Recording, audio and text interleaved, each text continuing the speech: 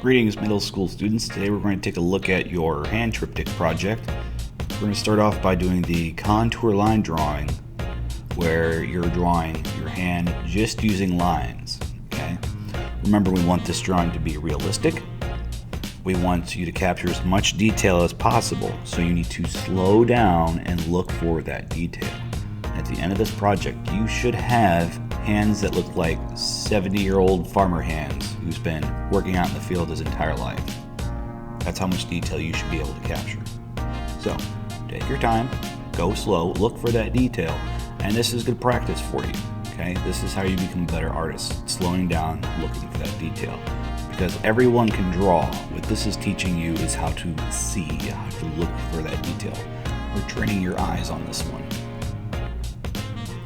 Now, you'll notice I started on the top left corner of my wrist, did my thumb, working my way around to my fingers, and just slowly going in, developing the detail as I go. Also, I have a picture, or in this case, my actual hand that I'm drawing right in front of me. Okay, don't cheat and try to change your hand position. Okay, you want this to be cool looking. So you need to try and stick with the same pose for the one drawing.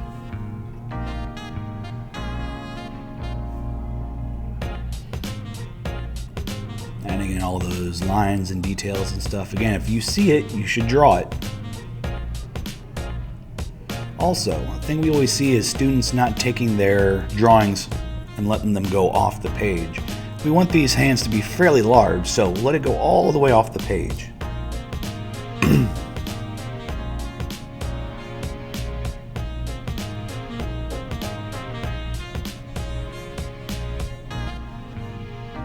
Another thing we always see is a lack of detail on the fingernails. Make sure you take your time around those fingernails. It trips people up. Now, what we're doing is I'm switching over to Sharpie, using a thick Sharpie on the outside, and you'll see me in a little bit go back in with a thin Sharpie on the inside, for the small details and wrinkles and stuff.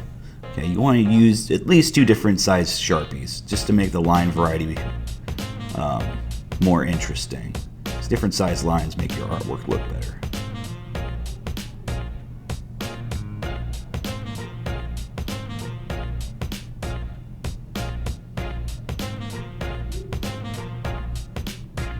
Again, take your time with this. This probably took me about 20 minutes just to do the pencil.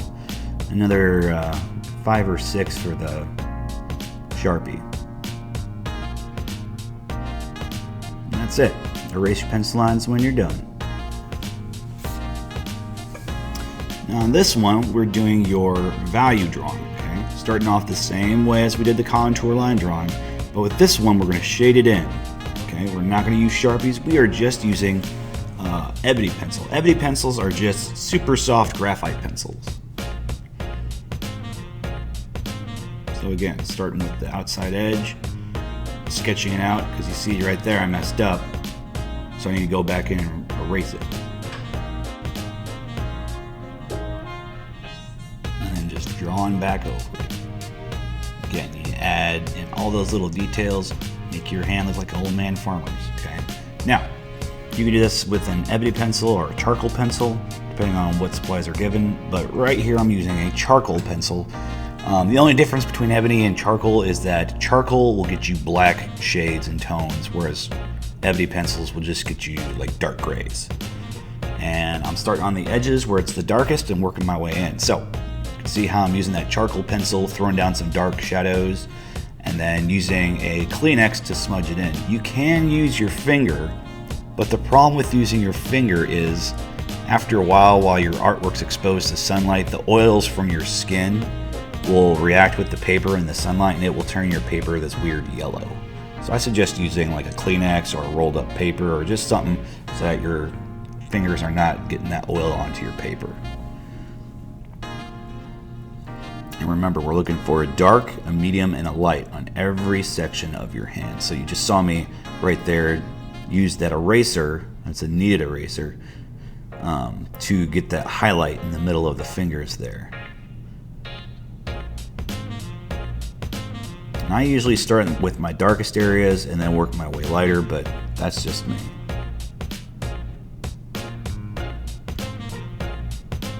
Also, notice how I'm not like shading the whole hand at once and then smearing the whole hand at once. You go in and develop each little section one at a time. That makes it feel more segmented. It makes it feel more like an actual three-dimensional hand.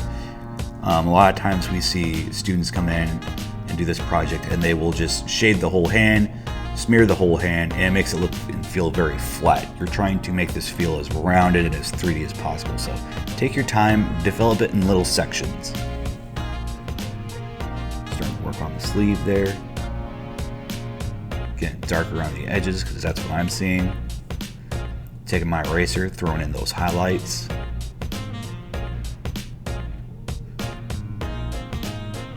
Kneaded erasers are really good with charcoal. If you're using graphite, you might want to stick with a vinyl eraser. My ring's got some textures on it. I want to make sure I show those. Now I'm even going to take it a step further. I'm going to use the white charcoal pencil to add in that really small highlights on my ring. You can see, looking at my ring, it's got like a gloss on it. I'm trying to recreate that. I'm trying to make it as real as possible. Again, this one's also about realism.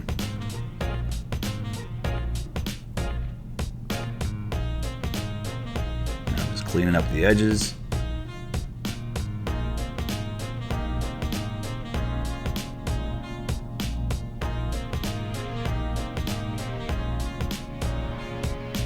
Always make sure you're working with a clean part of the eraser, and that's it. That's done.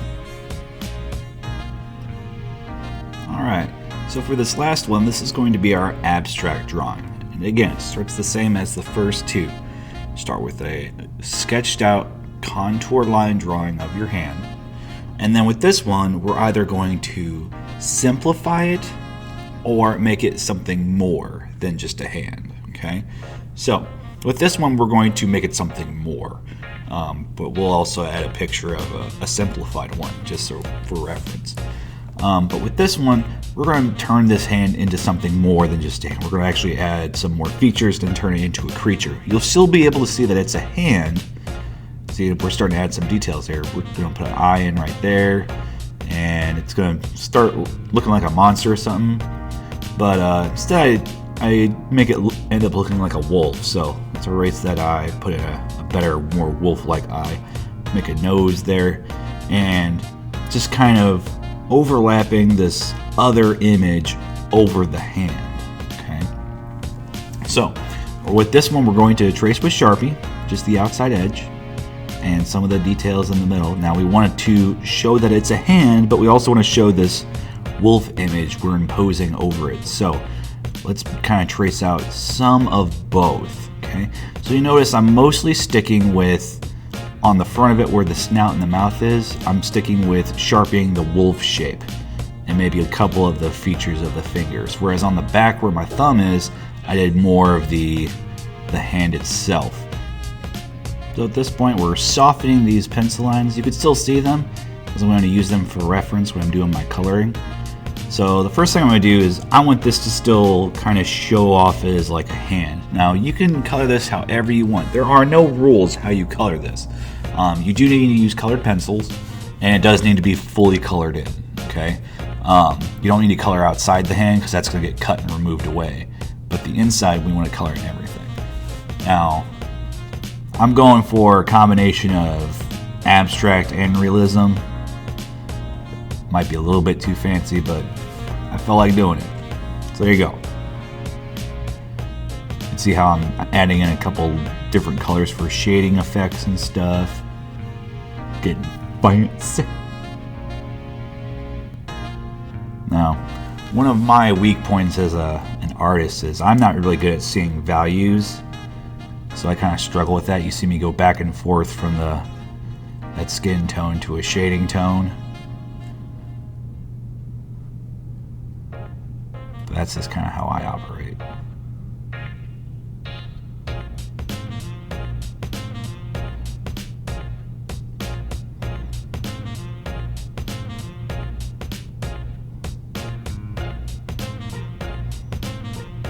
still looking for some shadows and stuff. Now with yours, again, you don't need to show shadows. That's the value one. With this one, again, color it how you want. If you don't like what you're doing, it's because you're not doing it the way you want, okay? As long as we can see a hand and it's something more than a hand or something less than a hand, and it's fully colored in and has Sharpie, you've met the requirements. Now I was trying to create like a fur effect in my coloring here, but we'll see how successful I was.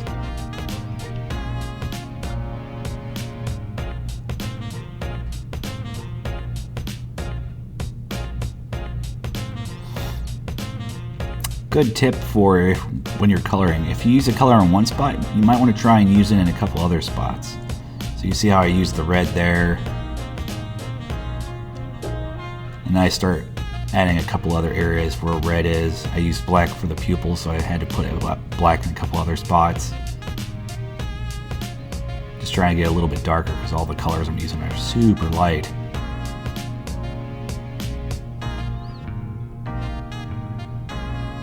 And some more red. Can't forget the nose. And that's pretty much it. Kind of go on and add some silver to make it feel more like a wolf, but that's the abstract one.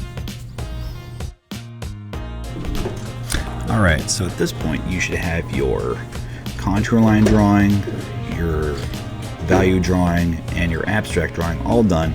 And what we're going to do now is cut all three of those out from the background paper, leaving just those Sharpie edges or the shaded edges or whatever kind of edges they have. You want to keep those on there.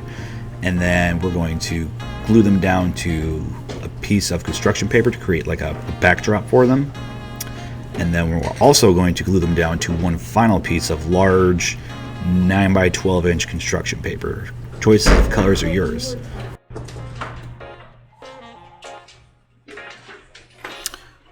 When you're cutting your value drawing, you want to make sure that you don't smudge it too much, because this ebony pencil or charcoal pencil will smudge quite easily if you're not careful. So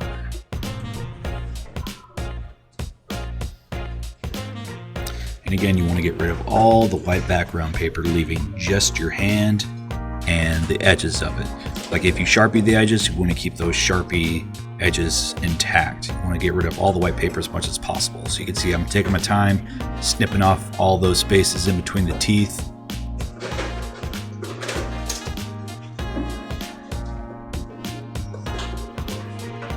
Alright, looks like we got all three hands done. So now what we're going to do is we're going to glue them down to a background color. In this case, I'm using purple. Okay, and remember, we want to create unity amongst all three of these images. That's what makes it a triptych. So we're going to use the same color construction paper. Going to be careful using our glue. Less glue means less drying time. More glue means more drying time. But we want these to stick. Okay, so going through, doing some touch-ups here because we don't want anything of that hand lifting up. And then I'm going to cut out all three hands in the same style to create unity. So like right here, I'm doing like little waves on the edges. You know, I have to do that on the contour line drawing. And then I also do the same kind of style on the value drawing. Okay, don't be switching colors. Don't be switching cutting techniques, because remember, you're trying to create unity, and unity is made when things have the same thing in common. So in this case, the background paper. Touching that up, cutting that out, doing the same style. And then once you're done cutting all three of these hands out, you have to arrange them on this paper. And don't take this lightly. You need to kind of take a moment and figure out what's the best way. Arrange them how you want to make the most effective use of your space, because you don't want too much dead space. Okay, and dead space in this case would be the yellow paper. On the bottom, I have a little bit of dead space, but you're always going to have that, so you want to utilize it as best as possible. Again, be careful gluing down that value or it will smudge. Lastly, self-critique sheet. Fill it out, glue it to the back, and that's it. That is your Triptych project. Make sure you turn it in, make sure your name's on it. Good luck.